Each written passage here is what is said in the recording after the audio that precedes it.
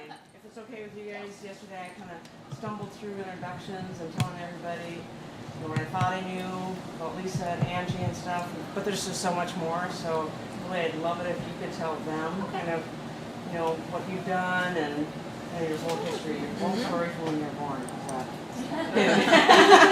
Jody's like, sure. All right, Jody, you want to go? All right. Sure. Yeah. Well, I'm Jody Sheffield, and I really want to thank you guys for coming. I have done a few clinics over the past couple of years, and I really enjoy doing them. I've had so much help given to me over the last, 32 years, I guess. That I really enjoy being able to help other people. Just keep in mind that whatever I tell you or whatever Sherrylynn tells you, it's just what we see. It's our opinions, our answers. It doesn't mean that it's the golden rule. It doesn't mean that there's no other way. It's just what we see and how we do things.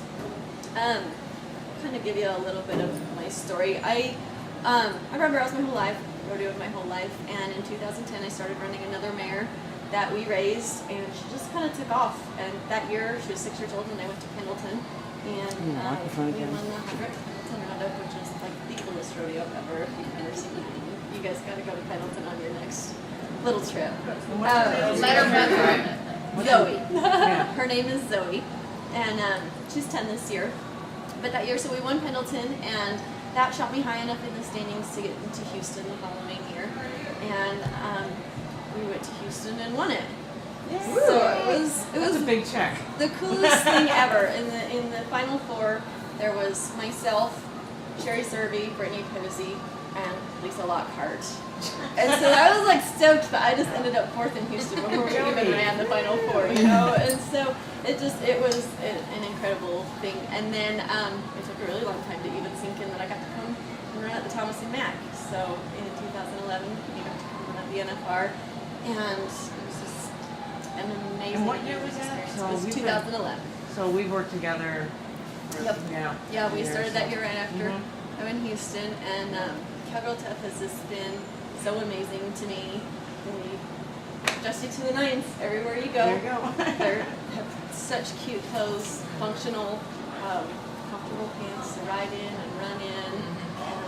And you've been awesome to work with. Thank you. Really out there promoting. They're just, Cowgirl Tuff has just been awesome to myself and everybody else that endorses them. So thank you guys for coming, and thank you for all that you guys do. It's something new and different. Usually you go someplace and they do just a signing, and you might get to ask them one question. So somebody back here thought it'd be really cool to have more interaction and really get to learn from the pros. Really, they're experts and stuff. I'll have tons of questions too, but I'll wait my turn. All right, Sherry. I'm Sherrylynn Johnson. I've been to the NFR 4 times. My husband's been 23, so I really kind of think, my 4's not near as much as his. But anyway, we've been lucky to come one time when we were at the same time, and that was phenomenal. And I've been rodeoing and running barrels since I was 8, and I've been doing that for 40 years, so you can do the math. That's a little bit of time. I was raised basically on a horse. I've done every event from high school rodeo. I went to college. I was a first generation college student for my family. I went on a rodeo scholarship. I then coached the rodeo team there. I won the nation in the high school, then the college, in all 4 events. And then I won the all-around in the college. And then I went back home, and I worked for another company for about 4 years, Kareem Mills, and had a really nice horse like Jody. They just come to you. There's no explanation of that. When someone says, how do you find one? You'll know. You'll know that feel. You'll know what it's like. It's the most awesome thing. And he was that type of horse to where I felt like at the level we were at, he was winning most of the time.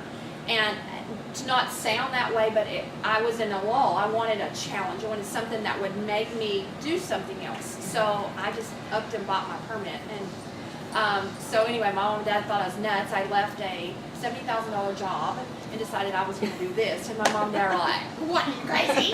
You're a female, that's 15 years ago, and you're crazy. And I was like, well, I just want something different. I want to do something different. I met my husband doing it, and we had rodeoed in high school together. I ran ribbons for him in the ribbon roping. In high school, we won the ribbon roping. In 1982, we won the high school ribbon roping. So that's going to be our claim to fame when we retire, because when you become 50, which I'm pushing it, and he's there, you can go to the seniors and you run ribbons again, right? And so we've been kidding each other, because he said, I could go to the senior pros and run ribbons. I said, I'm not there yet. He's going to run with you.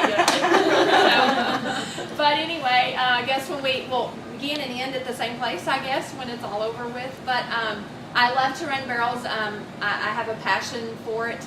My mom and dad did not grow up on a ranch. He had a motorcycle and a boat. And the next door neighbor, he said, how can I keep my child off the street? I'm an only child, proud of it, spoiled rotten, love it, every minute of it. And the man said, you need to buy our horse. So he sold the boat and the motorcycle and bought a horse. Wow. And so now my mom and dad train and sell barrel horses. Are probably the largest in the United States that do that. They sell all the horses for Ari and Martha Josie. They have for 30 years. And so I get to see a lot of nice barrel horses. I get to ride a lot of nice barrel horses. And I think today one of the great things we're going to talk about is not a negative, but it's a positive. Because you don't get close enough to a barrel, you're not going to try to win a check. So sometimes we really focus on that being a negative instead of a positive. And I don't think you're going to get any negatives out of either one of us, because we've been down that road. And one of the things that's most important, I believe, and I know Jody will talk a lot about it, is that you've got to have that mental deal. I think they even have a clinic on that here, which is an awesome clinic if they haven't done it, for you to come and listen.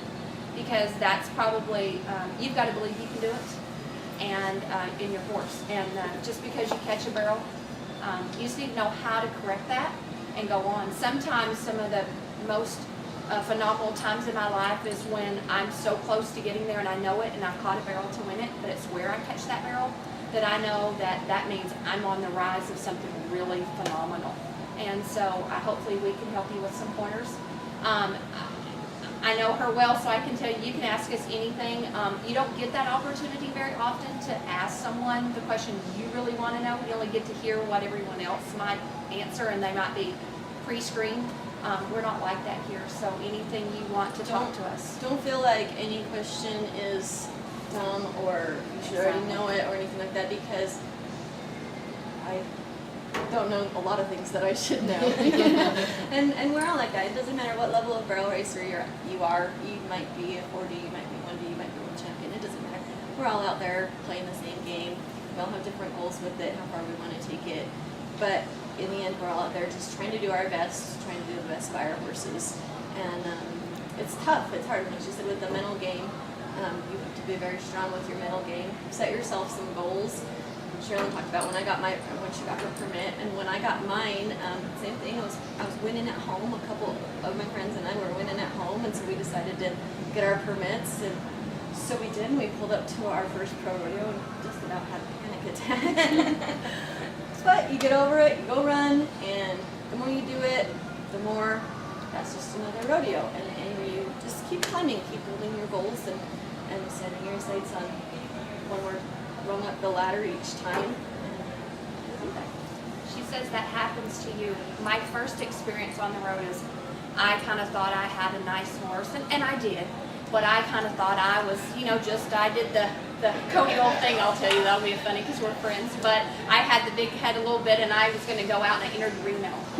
And where I come from in Oklahoma, we don't have big pens, okay? Like I thought we did, we don't.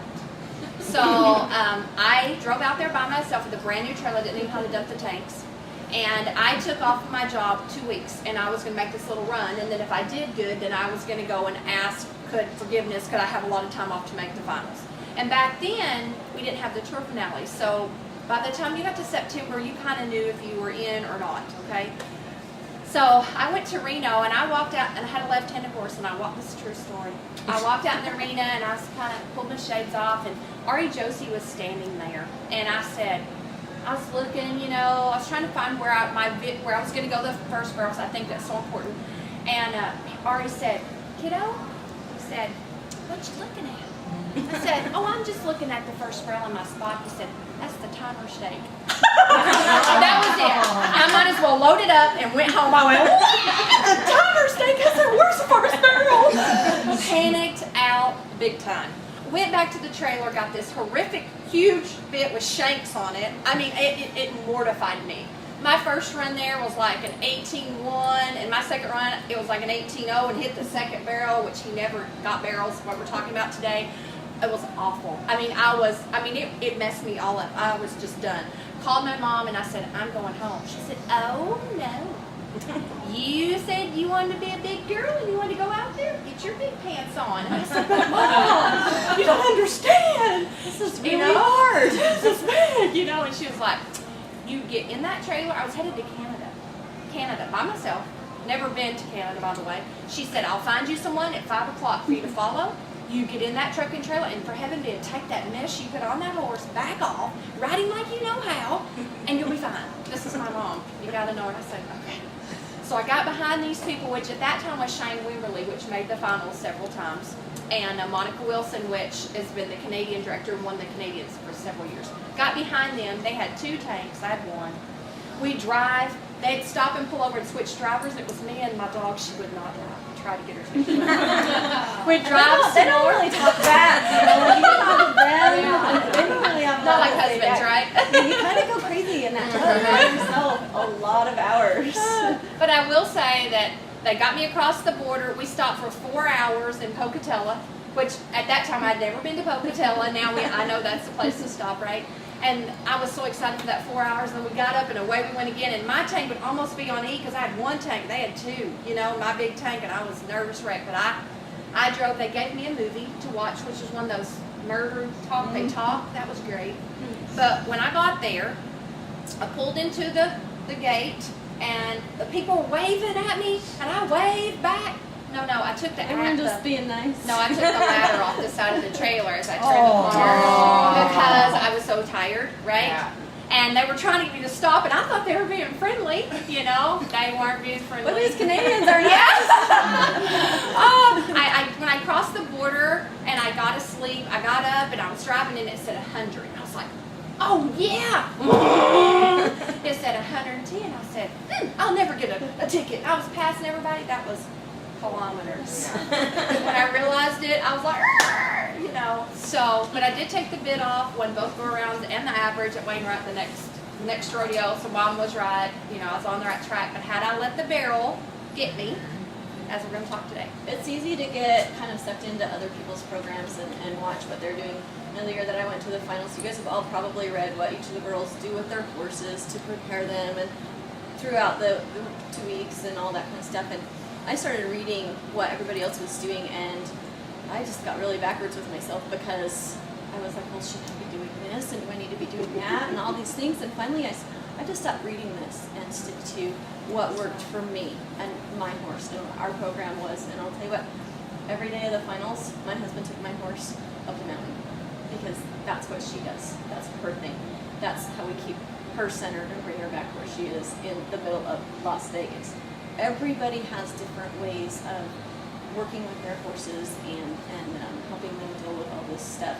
So it's great to learn from other people, watch what they do, take from them what works for you, throw the rest out the window, create your own program, and stick to what works for you and your horse, because in the end that's going to be the best. Like Sherrylynn learned, you know, and we've all learned, just because it works for somebody else and that's what they do, doesn't necessarily mean that that's going to be a fit for you. So know what works for you and your horse. Believe in it and stick with it. Because otherwise you'll get to Vegas and have a panic attack. Yes, I agree. My first one was the same way. Everyone was getting acupuncture the first day they lined up. I got my $100. I lined up with them, just like you said, because that's what everybody was doing. And at that time, that was Kate Blanford and them, and they were She's all, doing it, and she's you know, doing it. and they're So I got behind them. About the third day, I thought, you know, I got here without the acupuncture, put the $100 in my pocket, went back to what I was doing, got a check. So yeah, you're right. And that's what hopefully we can give you a little something that'll help your program, or else let you feel like, yes, what you're doing is working. You know, so what questions do you guys? Does anybody have any questions? I can start. Go for it. So when you if you have a horse that likes to run past the first barrel in a big pen, where a small pen, they rate really good and they turn good and they have a really nice, you know, but then when you switch them from like an indoor to a big outdoor, like my pen, and my horse does it even in his home pen. Sometimes he'll hook that and the next time he'll just, you know what I mean? So I don't know if I'm doing something wrong or if I should set him different or... Probably many things. Because that's your money barrel, so I want it. You very well could be signaling him differently. I had a horse a while back that I just thought she was amazing inside, but I could not get her to run good outside. It didn't matter what I did, she'd run by him outside. And finally, one year I was at a rodeo, and I thought, come hell or high water, I'm going to win a check at this rodeo. And it was me. I did it. I changed what I did. I got rid of my attitude that she didn't run good outside. I changed what I did, and we won a check. And I got to where I liked that horse outside a lot better than I liked her inside. But the problem with running horses indoors so much is a lot of times they'll get reliant on the walls. They won't hit the barrels, they'll rely on the walls. I mentioned that I had one Pendleton. Have you guys ever seen Pendleton's rodeo? Okay, that's huge. Yeah. That is huge. Like 24 seconds? Yeah. Like humongous pattern. When we started my horse, it was just kind of my husband had knee surgeries. He wasn't able to ride very well, and Zoe was 3 years old. He took her out into the desert at his dad's house and picked out bushes. The bushes were our barrels, and he would run her at them, make her find them. Then we got to where we take my pop-up barrels out, set huge patterns up, make her find them, make her hunt them. Because then when you go somewhere, whether it be big pattern, small pattern, indoor, outdoor, your horse is going to hunt that barrel. She almost always overruns that first barrel that she's used to a big pattern. So it takes her a second to actually.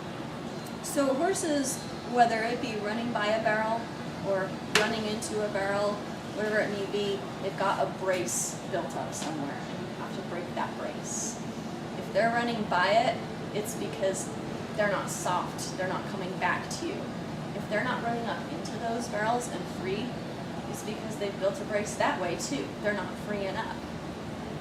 So you don't even need a barrel to fix that problem. What you need to do is get your horse to come back to you. We spend a lot of time on our horses just opening them up. It doesn't matter if it's in an arena, down a wash, whatever it may be. We open those suckers up because you're always holding your horse back, no matter what you're doing.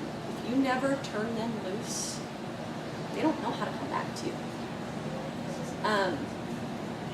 A huge part of a problem too is a lot of times people, especially if you have a horse that's come off the track, but it can also do with any horse. If you are not turned totally loose going to a barrel, especially your first barrel, you're not turned totally loose, your horse can't come back to you. It's not going to, because you're already holding it and it's already braced against you. So there's no change when you want to come back and check her up for the barrel or whatever it may be. There's no change. You're already pulling on them. So they're like, well, you're always pulling on me, so it doesn't matter. I'm just going to keep running anyways because you're pulling on me. No matter what I do, you're going to pull. You have to turn them loose and work your way backwards. She's saying that, like, if you put a bit in a horse's mouth and they have contact, if they once have contact, then how do they know if you contacted it again? If you're already here and then you do that again, I really don't feel it. But if I'm here and you do that, I feel it. So that's kind of what she's saying. You can be there, but you can't be in it all the time because you want to be in it when you get there. So if you're in it all the way there, then when you get there, there's nothing else left. And so it's kind of like if you pull on me, if you get a hold of my arm and you pull on it, pull hard on my arm, just get on my arm, then I'm going to pull back or else I'm going to fall into you. A horse does the very same thing. You can pull, but then you have to release because if you don't, then that solid tension, then they revert backwards. You're never ever going to be able to outpull a horse. The bigger, they're stronger. You have to be so conscious of your cues of your horses, whether it be with your feet, your hands, your seat, whatever it is. If I'm constantly sitting there going like, just knock it off, and I'm like, hey, yeah, what do you need? You're there. So you have to give them clear signals, give them your warnings, Make sure that you're signaling them that that barrel's coming up. You're sitting, you're in your stopping position. You've asked them to make the turn. So there's clear cues getting them prepared to set up that barrel. So do you feel like when you send them to that first barrel, no matter how much space you have, do you send your horse the same every time? Not Or do you safety up a little bit if it's like the barrel's like right there? Because that can. Are you talking change about your- like if you're making a run? Yeah, if you're making a run, and the barrel, whether the barrel is like really close to the gate, you know what I mean, the timeline. Do you, do you want to send them the same every time? It's a timed event. You want to get there as fast as you possibly can. So Your horse should turn no matter what. Yep. That's why you want your horse to have those barrels, not fences. The barrel's just an object. They don't even need to hunt a barrel. Like I said, hunt a bush, chase a cow. It's just an object for them to go after, make it a game for them. Horses can get so bored going around and around and around a barrel because it's the same thing as holding on to them or constantly just bumping them with your spur. They're going to get into it. Around and around and around and around. And they're like, what? Going around it. What do you want? You know? So, make it a game for them. I'm sorry, how do you make it a game for them? Like when you say that, like how do you make it so they feel like it's fun? For example, with a cow. I want to go after a cow. Let them chase that cow. Walk them onto that cow. You go out and you set a barrel out. Take one barrel out in the arena or out in an open space. It would be even better. Set it down there a long ways and blast your horse at it. Set them down. Let them see it. Teach them to rate and hunt that barrel. If they don't set down, they've got to get off your hand. But what I mean by a game is just keep going around and around and around because then it's just monotonous to them. They don't know when they've done right or wrong. You go around that barrel and then pick something else to do, whether it's, go across a ditch or find a bush or chase that cow. Obstacle courses. My husband and I spent so much time doing obstacle courses. It's just fun. We just make them up in our head. You might go around the grain bin, run a cow out the field. Just make it fun for them. Like she was saying with this barrel, and kind of what you were alluding to on that rate part of it, back to the same thing with her mouth. One of the things that we do so much in a clinic is, I'm so much of her, we don't do the pattern. But you come to a barrel clinic, so obviously we have to use barrels in some nature, but we use the barrels in the same form that she's saying, have fun with them. But let's say you put this barrel out here, and what she's saying, you're wanting that horse to rate, whether it's a long distance or a short distance, because it's only 60 feet between that timer and that first barrel, if you'll think about that in reality. So it is a timed event, and we want to go fast, but you're not wanting to gut it out of them, because if you're gutting it out of it, every horse, some horses don't get a good first barrel, so then their second and their third is bad, right? Your first barrel is everything. And it's your money barrel. That's what you said was right. But if this was an event, for an example, and I have a horse that was having an issue, I would set up, it could be a chair. I'm not a huge cone person, but anything that has 3 spots, okay? Whether it's powder. I use baby powder a lot because I can do like that, and it's on the ground and it goes away. And so you put them probably 20 feet apart. And it doesn't matter where you're at in that arena.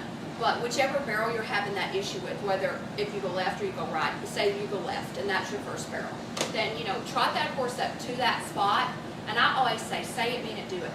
In other words, say it, whatever word that you use, make up one, okay, I don't care, ponytail, mean it, that's what she's saying. I mean, and do it once, not just kinda, but do it in meaningful, like when she hit my arm, do it, You need to be say firm. it, mean it. You don't have to be abrupt, but be firm. Right. But But the other one is do it. Like, when I say do it, I mean do it. Like your body. I'm all about body and barrel racing. And I think, I always use your belly button and roll your shoulders forward. I mean, actually sit on that horse when you do that. Because if you stand up and lean forward and do it, it means nothing. Because all that horse can do is race against you and go further. So, You have one that actually you don't want to sit because she's actually set up her journey just so you can to keep her driving. Okay. Mine actually sometimes she's going so Sits fast. too. Yeah. And it actually you stay forward. You can still be kicking, but if you're in it forward in the saddle, and she'll still think she's going to turn. Okay, you're forward in the saddle. Yeah. Well, because she already set her brakes up beforehand. Okay, hold that thought, okay? Let me finish this deal here, 'cause this is important, I think, okay? Okay. For the ones that don't, and then we'll get you that does. How's that? I would set this up and I would do this at each spot. I would get back up and I would trot to the next one and I would do the same thing. I would get back up and I would trot to the next one and do the same thing, okay? Then I'd pick my horse up and turn the barrel, okay? I would do it 3 times. Each time I move those spots closer as I still do those same things. Say it, mean it, do it. Ho, or here, or popsicle, whatever that is. And move it closer to that barrel. The 4th time that you do that, if you lope to that barrel and you don't have to do this anymore, if you'll actually sit, that horse will just and turn that barrel. And I've had 30 clinics for the last umpteen years. A year, I've never had one person that doesn't work on. I'm talking about the most wild, crazy horse in the clinic to the radier one, because they're listening to you and not so much as a You want to as a pull. save But I your wanna- I'll whoa keep your- for when you need it. Right. Because if you're always saying whoa at every single barrel, every single run, Right. again, it becomes monotonous. You want them to listen to your cues. And then if you're really rolling in there at one that's a long ways down or a short distance, then you pull out the whoa, a little bit bigger signal, because you'll get that reaction. You want your horse to be able to stop without you pulling on the reins. Correct, with your body. Sit, we call it stopping position. Feet forward, sit, shoulders back, whoa. Without ever pulling on the reins, because there's going to be that time when you're running across the desert and there's a ravine. You want your whoa to work, right? With no bridle, that doesn't work. I tried it, it didn't work. Like with your cues, gauge your cues. Start out, you ask them to do something with your spur immediately all the time. Your spur's not going to mean anything anymore. Start with your leg, then move with your foot, then increase to your spur. You don't get off your spur a little quarter or something. You increase those, but then go back, because you want to ask for minimal amount that you have to get that result. You don't ever have to want to go to your 10 every single time, because then you're going to need a 20. Then you're going to need a 30, and pretty soon it's just running off. You had a question though, because all horses aren't the same. Like she's asking for one to rate. You're saying that your horse has too much Right. rate. As soon as you sit, she's turned. As soon as she So sits. it's not very often I sit, because I'm still on that drive. Okay, but is your drive an up drive or is your drive a lean drive? Have you thought about that, where your position is? Because sometimes we think that we're actually telling that horse to go forward, or we're not. We're cueing them to sit. So that's my question to you. If that makes sense. Sometimes we think we're doing it, but we're not. Like we can be sitting on our butt, for a better word, and just throbbing that horse, and they're going nowhere because you're saying sit more, sit more, sit more, when really if, I mean, there was an NFR world champion that used to just squeeze with her feet, and that horse would run like there's no tomorrow.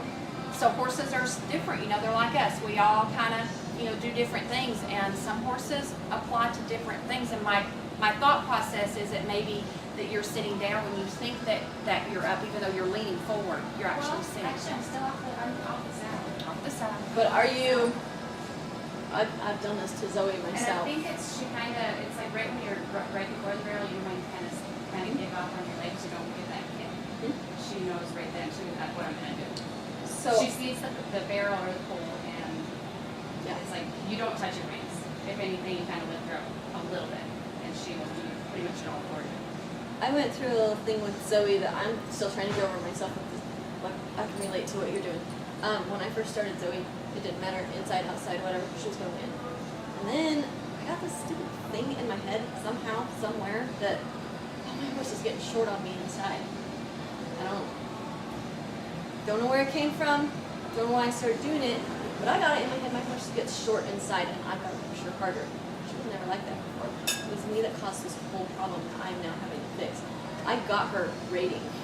I got her not wanting to run up into that barrel and not being free, because I was trying so hard, thinking that she couldn't do it on her own.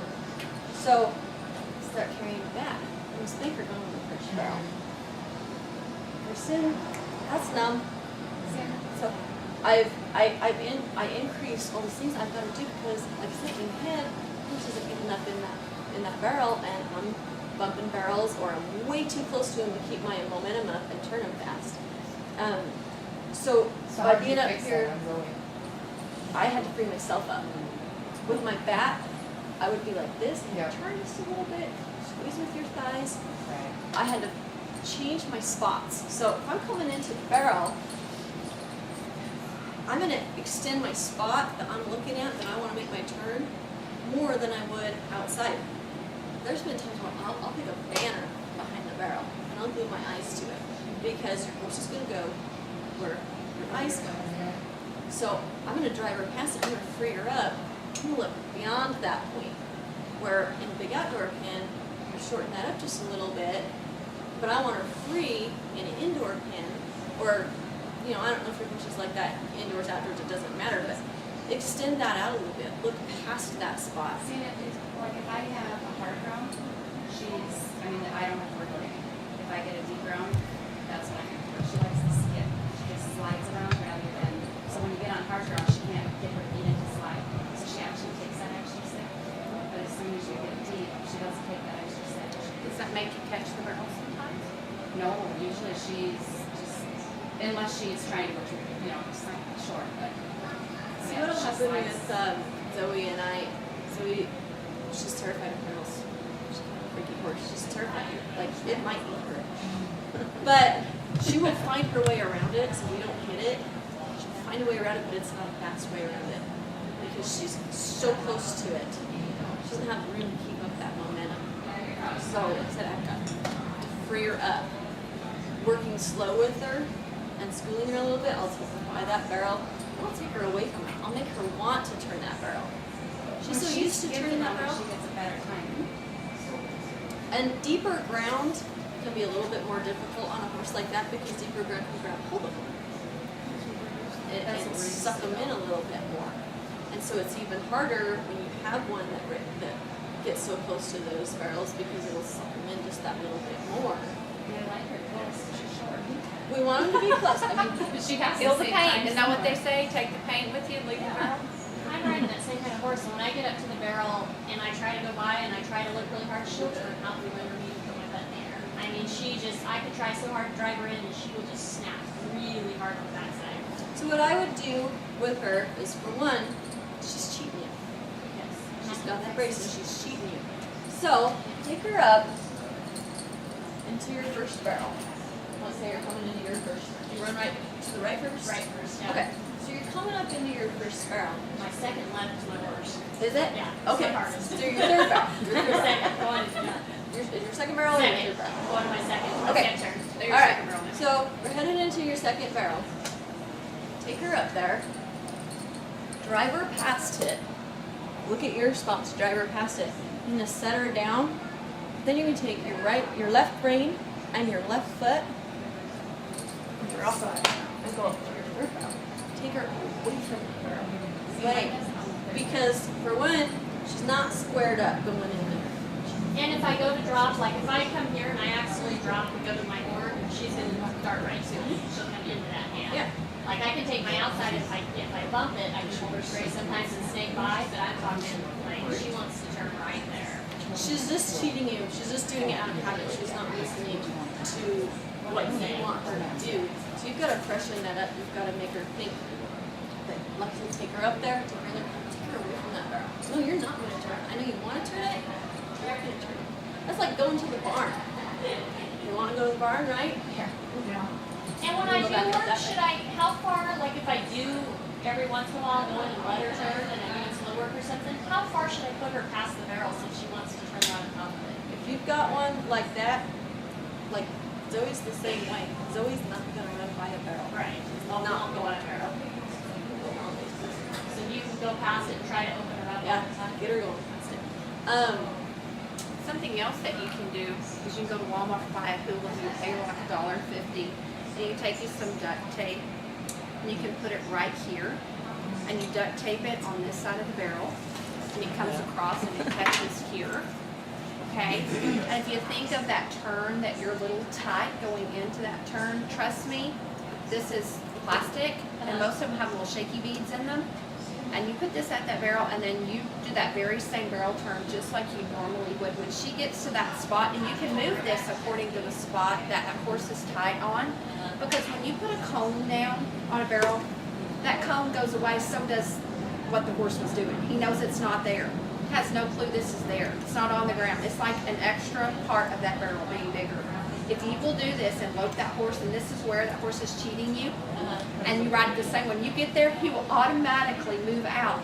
And what that does for me, for you, is you don't know how it feels to ride him correctly because he's not done it the right way. So once you feel it, then you'll know how to adjust to do it the right way next time. So when he moves out, which he will move out because he'll be scared to death of this thing when he sees it. If you come loping across here and he doesn't know it's here, trust me, he moves, okay? When he does, you'll be able to use whatever method that you use with your hands, whether it be a pickup on the inside, higher or lower, or straight like you were talking about. You'll be able to do that the correct way with his head looking in, which is what you want him to do. And this will give you that position. I've never not seen this work.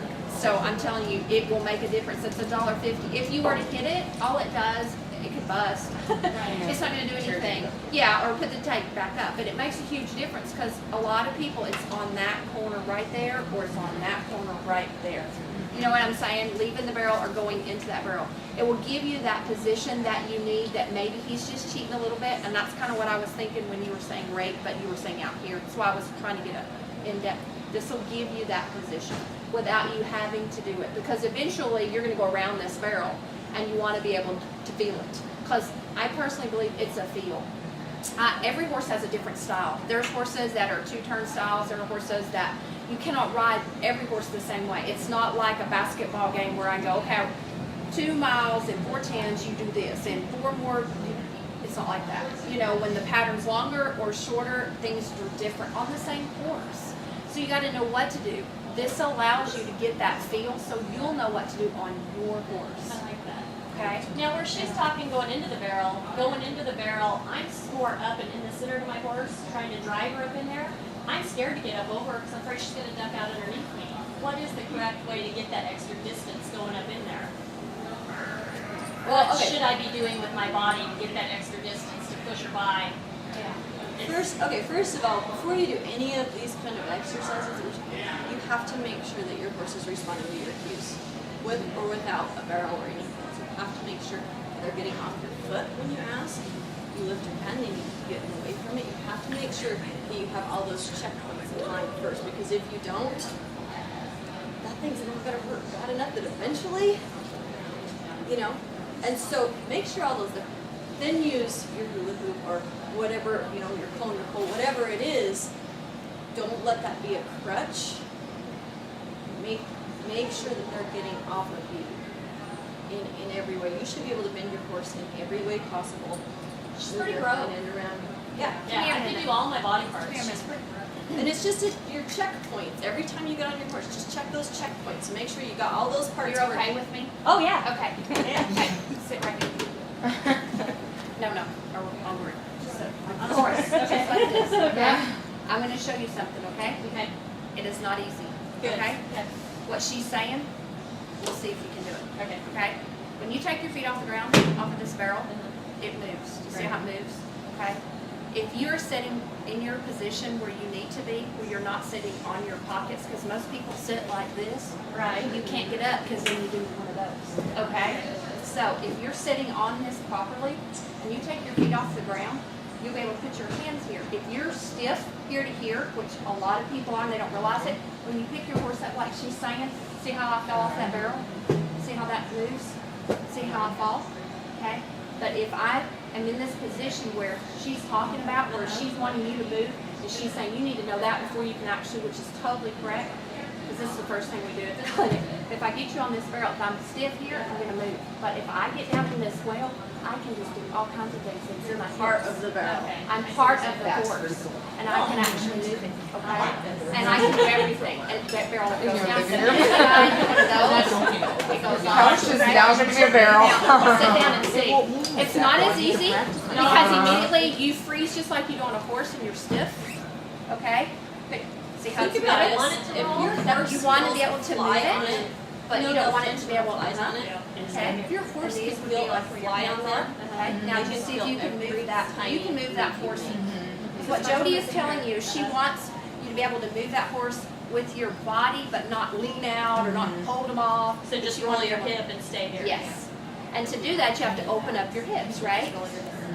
See that? Right. That's what she's trying to tell you. That is the When you're- easiest way to learn that. Because I drive her from here, because if I was here, she'd leave me sitting there. Right. You shouldn't be over them. Yeah, I that far. drive her from here. Because they already carry enough weight on them. Yeah. You shouldn't be over them that far. You should be back here riding. And I ride from right here, and I go around my barrel, and I guarantee every time I'm around my barrel, I ruin my barrel. And I'm here when I'm going up in there. How I'm getting here, I don't know. But Part of it's- that could be because it depends on where you are on those pockets. Like what she's saying get down, but she's not saying Get down in your way. kick like a saddle walk rider with her nodding out there. Right. You know, you've got to be in here. In order to do that, I always tell everyone, like, in relation, think about your pinky toe and your big toe. And if you push on your big toe, if you're sitting in your seats now and you're thinking, you're not even to think about, if you're sitting on your big toe and you push in, okay, what that's going to do is kick your feet forward, okay? You're squeezing right here, right off the bat. Like she said, when her horse started rating, she was making, because she was squeezing, right? So that horse is rating more. But if you were to think about your pinky toe and you were to push on your pinky toe, see how that opens you up in here? Yeah. If you're just standing there, then you're allowed to sit down on that horse in your position that you are. That way you can actually run So I it. need more weight on the outside of my toes to Then free up the that's You inside. need your thighs to be open. That way it's Like open. you need to ride in your neutral position. That That makes a way you huge can get difference down to stop. on your way from your pinky toe to your end. Now, my curiosity is, I want you to try this. Huge difference. Because you were telling Jody that you felt like that forward motion. Yeah, because what it does, like, I want get you to see if you bruises can do right this, here if you're okay because with it. she's in a dead zone. You She's know, fine. if you're okay with it, I want you to see, to feel it, because we're in a learning process. I mean, if you get one thing out of something that you do, it's worth it, right? We always think that we're doing something. And See, realize okay, not. all right, put your Or hands you here. don't think you're doing Okay, anything, sit like but you're then you're like, sitting oh, I really was. Okay, your feet are off the ground. Okay, now, you see if you can move that girl with your butt. See how see how she's just left, right? Okay? Instead of that, I want it to be here, here. More hips. Oh, well, Okay. Okay, and that's what happened. That's because it's more stiff here. Okay, take this part, like Jody was saying, and set back, like you're sitting down into it. Not just back, but you're crouching down into You just it. want to like roll. Like roll. Okay? Just kind of Just push hip into. roll. I tell everyone, find like pills where you don't want to go, and it works. Like You guys have imagine the your sound belly too. button trying to touch your backbone. Just Uh-huh. okay. You can. No, I'm out of line. Oh, okay. That's fine. But that's Oh, part okay. of But us that's part. being in shape too. Right. Right. Oh, Us not you know, it's like our fitness and our health is just as important as our horses, because if you're compensating for somewhere in your hips, Oh, I just it's got gonna come. injured. I don't. No, I was my thinking in goodness, don't general. do it. but I'm just using you as an example though. If you're compensating for soreness somewhere in yourself, They feel it. you compensate other places in your own body. turn my That abdomen. transfers to your riding. That throws your horse Don't off. make everything straight up and You need to make sure that you're fit and in shape just as much as they are. Because if you're not, you're going to throw them off and make sure And they taking also- care of yourself. Like my horse gets chiropractic and massage and everything. And I don't do that for myself like I should. And I'm not saying that you need to be at the spa every day or without these, but if you've got something going on, you need to get it fixed for yourself, not only for your own health, but for your horse as well, because it's going to transfer. And then you'll have things start getting out of balance, whether it be a rib, hind foot, you know, your shoulder, your whatever it is, things are going to start popping out of place. And how much slow work and fast work do you I mean, my do other at one, home? they're Everybody fine. talks But I about just have what that they do one. at home and, oh, I do this much slow work at home, I do this much. How much fast work do you do at home? What speed do you work your barrel? If you have this problem, what speed do you go in and fix it at? like if I've got a horse that's running by a barrel Not by, or won't run by one, I missed the question. I'm gonna wax that sucker back just as fast as if I was gonna make a run.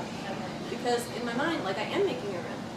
I want her to go by it in a run, or come back to me if she's running by it. But I'm gonna go. Like, You don't work her Yeah. at the speed you're running her at. That's the and problem. you don't even have to have all 3 barrels up. You don't have to do the pattern even. Just set one barrel out there, way down your arena or something. Take them at it and make them fight it. Or run them by it and then set them down. But change it up. Make them start watching that barrel and do it. Have you guys ever, probably at home, you probably set your barrel patterns up in the same place? I set up 6 and 8 barrels and do all different kinds of stuff. Okay, if you have your barrel pattern set up and you always come from the same end or something at home, switch that pattern to different horses. Because they get so used to that monotonous that when I'm at home, and our horses always work way better at home than they do anywhere else. You flip that pattern, change your pattern up at home, it's like a whole new arena to them. Change things up all the time. Whenever you, we're constantly changing stuff up. We're creatures of habit. Horses are creatures of habit with us.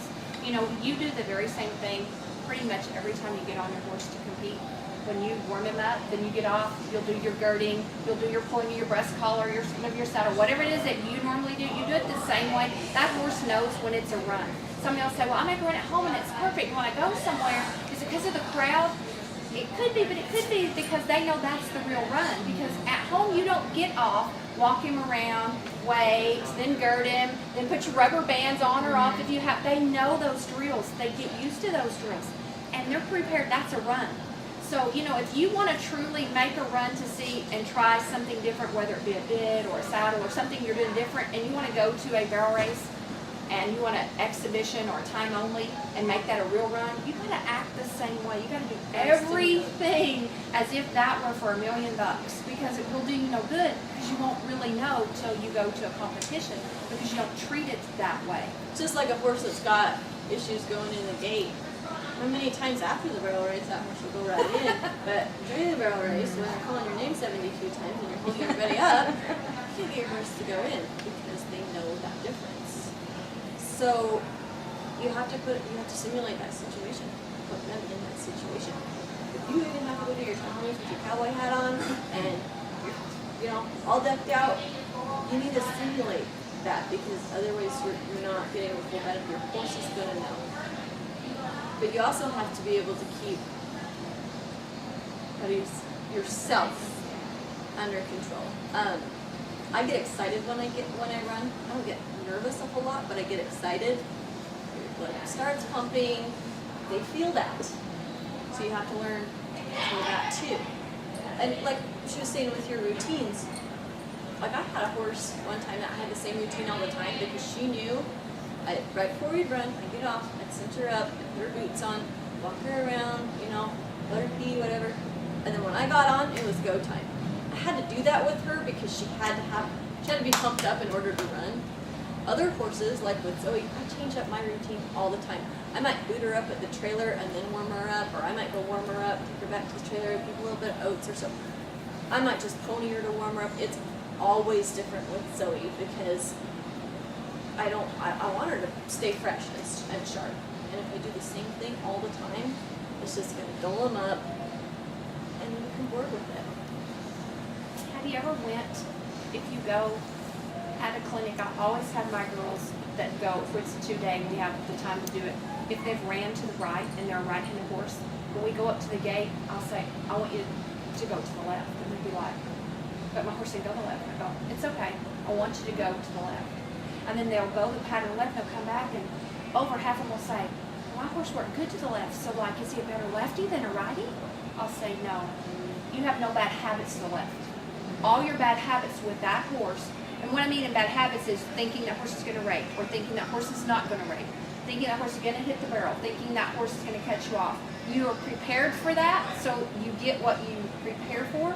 To the left, you don't have those bad habits, so you just ride it for the right, correct run.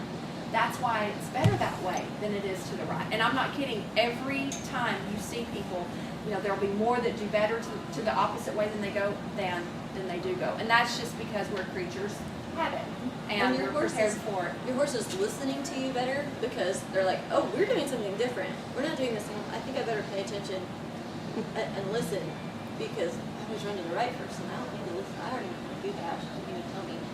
We're going to the left first. Wow, this is a different route. you know. So they're fresher and they're gonna listen, but then you're also more attentive because you've changed up the See, I think situation. mine focuses on the actual end pattern because I don't just do barrels, I do different events. And one of them is exchange, and I have somebody at the end.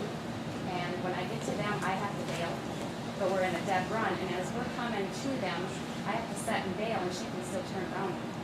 So she's actually seeing the specific thing there without, because right at that point you can't because you're jumping. Do you just bail? doesn't. Like bail? Oh yeah. I eat dirt. That way you have to Just Cowgirl Tuff. Yeah, we eat dirt. I love it. I love it. But I can't actually totally lead the horse until they actually touch something around the horse. Okay, if you think about this, how many times have you ever seen a horse intentionally run into an object? Not usually, no. Okay, they don't want to hit barrels. They don't like hitting No, barrels. she leaves them just It hurts them. she doesn't leave them always poor. So you always need to make sure that when you're working your horse on a barrel, that barrel is within their eyesight. They can't see directly in front of them. So if you're stopping your horse in a barrel way back there or something like that, they can't see it, they don't see that object that you're working on. But if they see it, then they know what it is. Whether you come back here, they can still see it. If you take one by it or you set one down, you know, they have to be able to, that barrel has to be in their line of vision. A lot of times, like you'll see somebody coming across to their second round, come off their first, they come across to the second, and about halfway across that, they're oh shit, oh, okay, you know, and They race. oh my gosh, oh. So the first thing they do is pull across their neck, right? Which makes it worse. Sets them up even worse. Throws their shoulder right into that barrel. So by the time they're here, when you've got them across and you've got their head cocked probably in one way or another, they don't even see that barrel. They don't even know it's there. And then they crash it. So there's so many people that are like, oh, my horse shoulder's a barrel. Or it just plowed it right down. She ran right into it. I never even thought. Because you and your horse were not in the right position. The horse is not going to intentionally run into an object. Will you walk around the left barrel for us, go into your second left, and show us what the right position is and what's if you're on a reining horse? If you're on a okay. Here's my whole theory about how to Yeah. run a barrel. Barrel racers, all about bend, right? Gotta have bend, gotta have bend, gotta have bend. Is it faster for me to walk somewhere like this than it is like this? Okay. Fastest way from point A to point B is a straight line, right? So, and the best example I can think of, the one you could see the very most, watch Stingray or NFR runs, doesn't matter what year. That view is above, so you get the angle. Stingray's not very bendy, right? Sure, Sherry can get Stingray to bend in every way she wants, but in those turns, that horse is straight, squared, up underneath herself. She can get around those barrels where Stingray's not very big, okay? She can whip everybody's butts, right? She's efficient with her body. If she's squared up, hardly ever hits a barrel because she's squared up. So, I always think it's better if your horse gives itself a little bit of room back behind that. So you come in, you're coming in, and you come around your barrel. This is like your rollback point. Like I always envision my horses just rolling in here, coming behind it just enough to where they have the space, rolling back and shooting back out of that barrel. You're a straight line in and out to where you're basically just doing a rollback back there.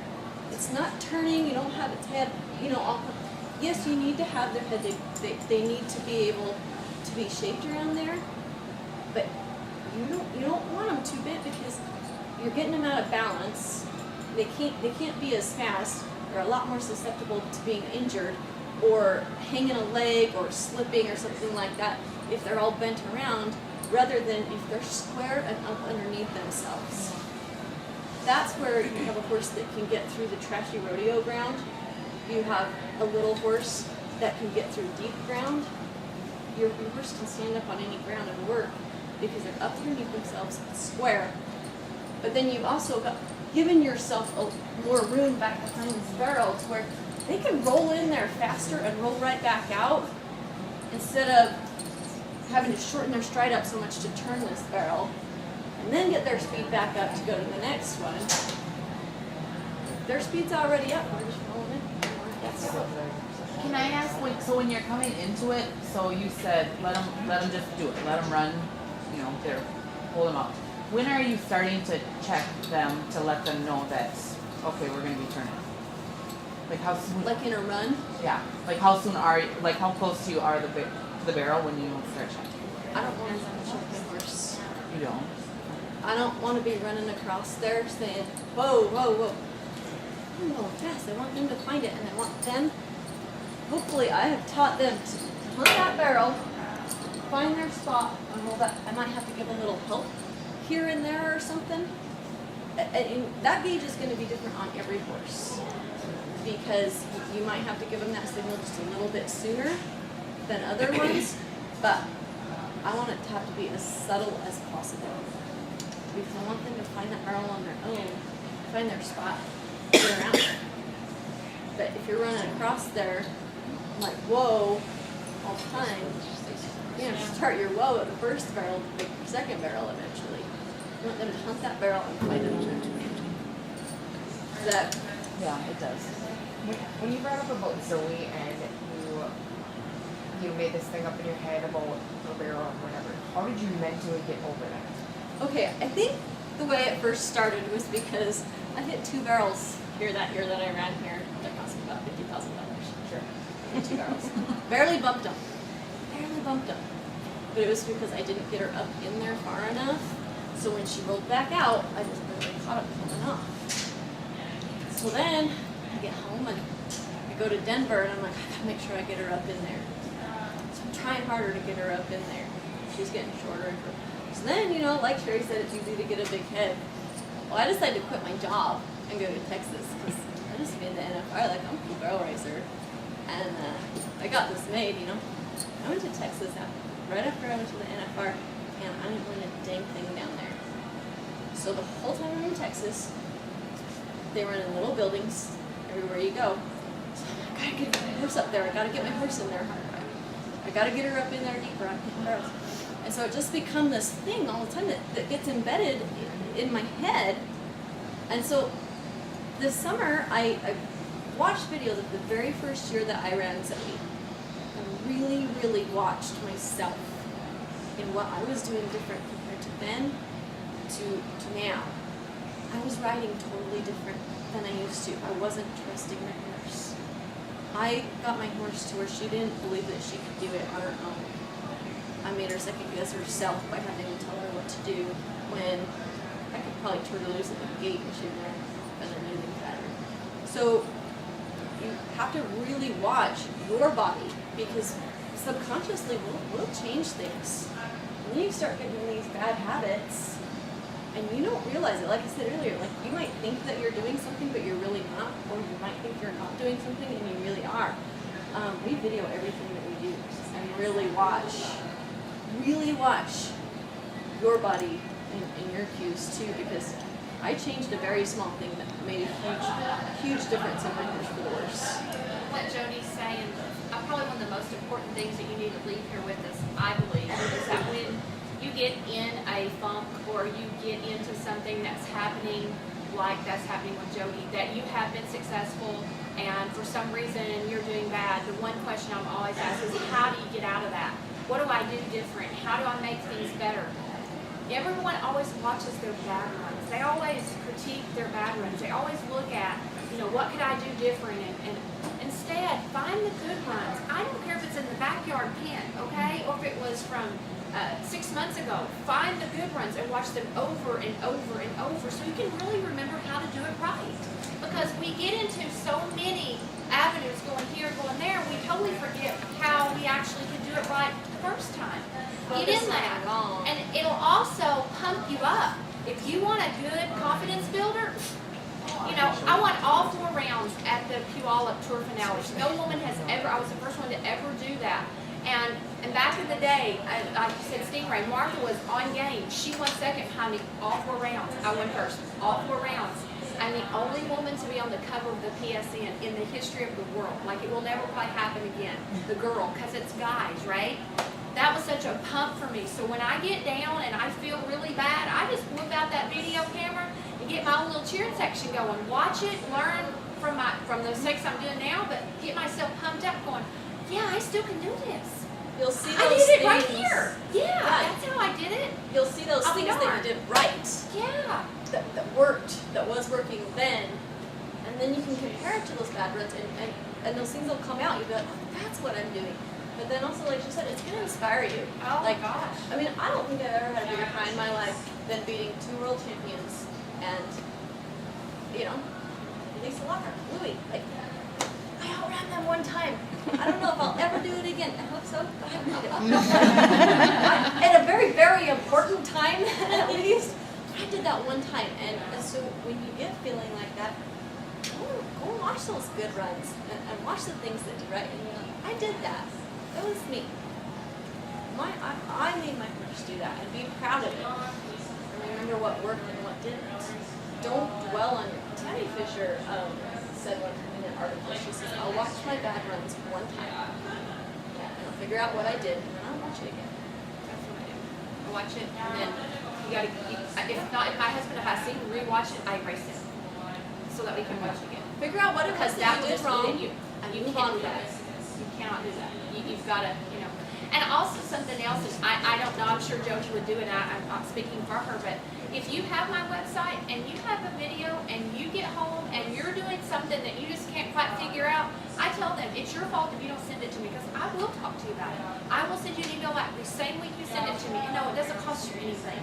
I do that because I think that's how we give back, because that's what people did for me, you know. And trust me, it sounds silly, but wherever you are, whatever level you are, there's some other little girl that comes up and watches you and respects how you act out there in the field and act Cowgirl Tuff wise. I'm saying, there's a camera on you all the time. I mean, from the smallest little bitty place to the highest place you are, you know, have an image, because someday you may be here too, and when you are, you want someone to walk up and say, I really like you because you were nice to me when I was at the rodeo in 2001, and I'll say, where? And they said, I was nobody and you were nice to me, and now they're at the NFR. You see what I'm saying? That's pride, and that's being Cowgirl Tuff, and I think that's what we're trying to tell you is we want to help you, because there were people that did that for us when we were trying to get here. And we'll be doing this when other ones are getting here too. Now our students will be getting us, right? And not running us, and that's part of it, you know. For me, and I'm sure Sherrylynn too, it's so fun to be able to give you a piece of advice or spot something that maybe you could change up or something, have it work, and be able to see you like so happy about it and so pleased with your situation, your horse. I have a lady at home, a friend that she was ready to quit barrel racing last spring. She was ready to be done, and her husband stepped in, got hold of me, and we kind of got her back on track, and she's so excited about barrel racing now. The one thing that she remembered of how she met me that I didn't even remember, 2 years before that, I helped her walk her horse on the gate. She remembered that about me. I didn't even remember helping her. I just was helping somebody that was having trouble. I don't care if you're a 1D barrel racer or a 4D barrel racer. Like I said, we're all out there trying to do the best that we can do. We all have different goals, different things that we want to achieve, but we're trying to do the best that we can all do. So don't ever feel like you can't come up to one of the girls at the rodeo and ask her advice, because we've had so many people help us that it's our very small way of being able to give back. And every horse is different. Make no mistake, one horse may need to be sat here, one horse may need to be sat there, one horse may need to be sat back there, because they have a style. And there's not one way that works for all of those horses. And if you've rode as many horses in my lifetime as I have, I rode 18 one year to get to the NFR. So trust me, when I say they all have different styles, they have different styles, okay?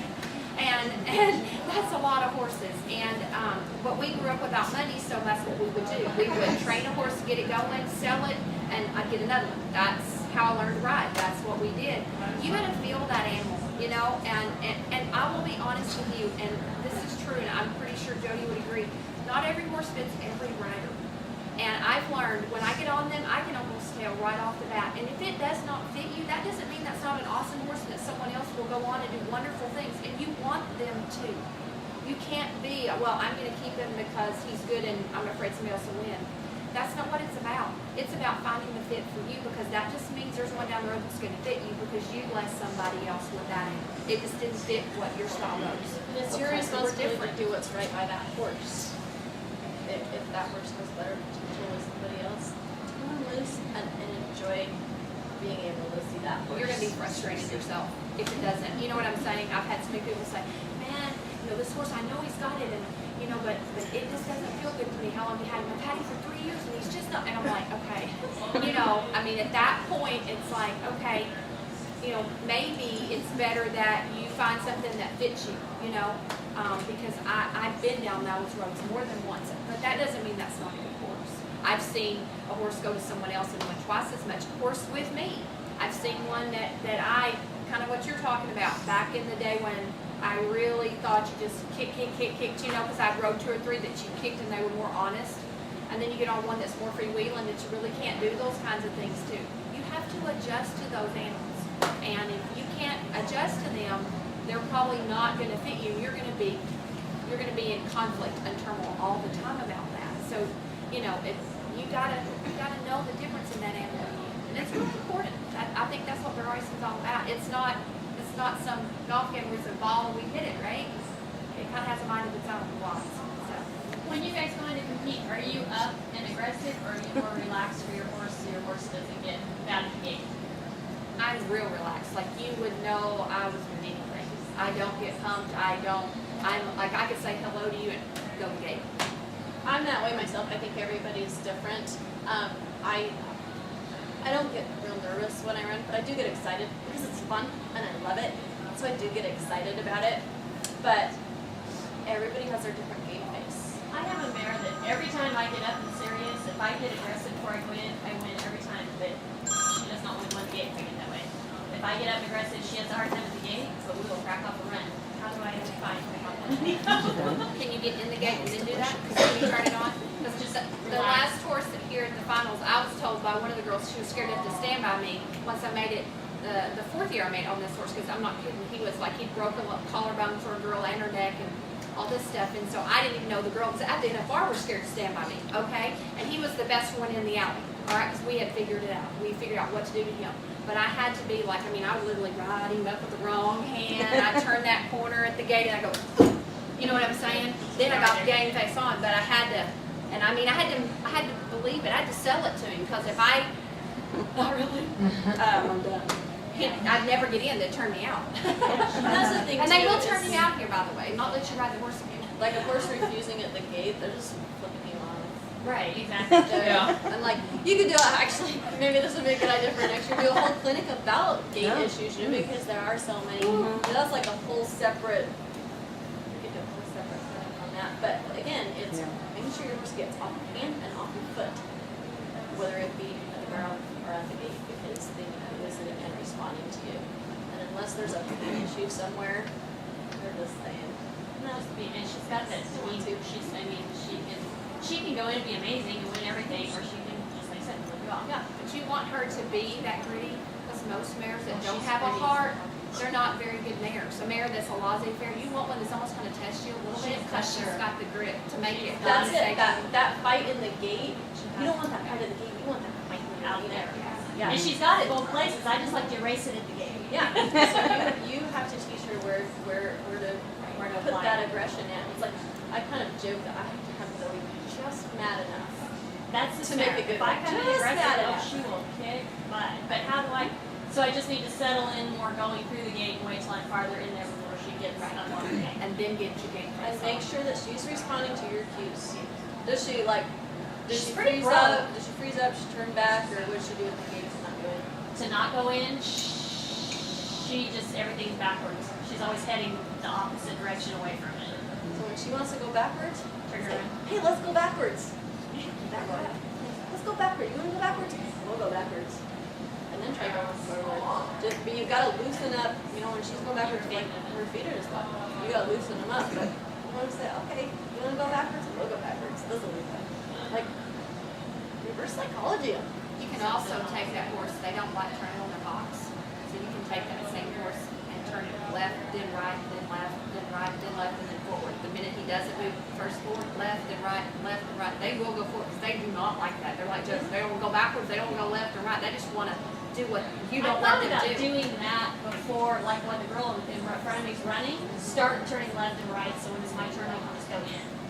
And trying to see if I could. They do not like that. It's hard. It's not hard on their hocks like hard bet wise, but they don't like it. They do not want that, and they will, you know. She's got so much potential. She's so amazing. It's just a matter of freeing them up and getting those feet moving. Because when they stop those feet moving, they refuse it anyway. I'm just saying. I gotta cut in. I know this is awesome, right? This is an awesome experience. Are you glad you came? Yes. You would put up I'm with so that. glad we walked all the way from the strip down. Really? Wow. And I had a cold drink for you. That was very right? nice. Yeah, you need it. Okay, we really do have to wrap this up. You guys are amazing, but it is 2:15, and I Thank mean, you guys so much. these guys are so amazing. I mean, I could just listen for another hour or two.